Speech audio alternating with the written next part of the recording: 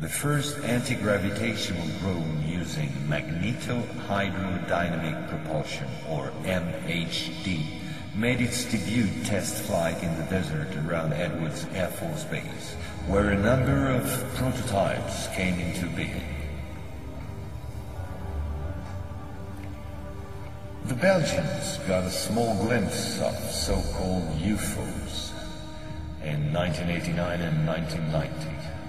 The incriminating model was a triangular-shaped Astra TR-3B or XR-7, capable of flying in total silence at more than Mach 10.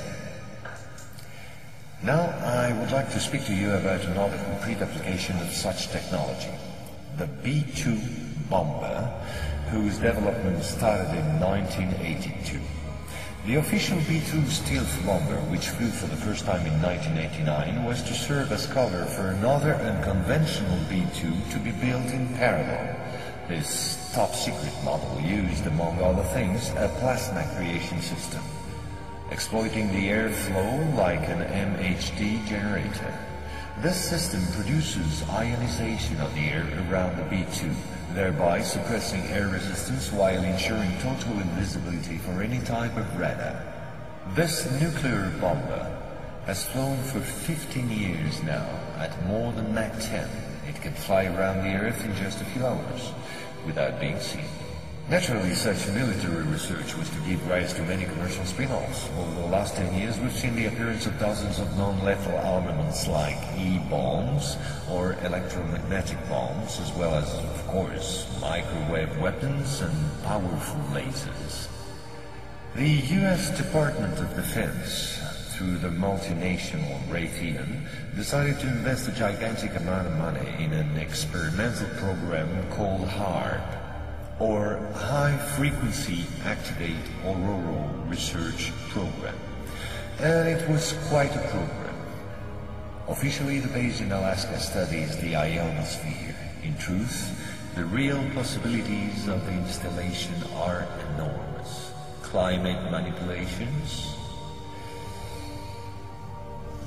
deep detection of underground base or deposits, silent and remote destruction of any object, and most important of all, manipulation of human behavior.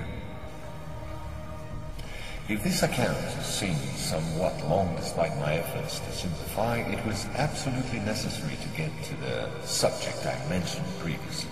Our research group is convinced that UFOs constructed by the Americans or Russians will be used to support an hoax attack on the Earth of extraterrestrial origin. The media taking care of the rest, of course. The reason? Once the threats of international terrorism has dissipated, the war economies of the major powers, with the United States at the head of the pack, will need a new enemy in order to still prosper. War on Earth will be replaced by space war against an enemy from beyond. So then, gentlemen, I thank you.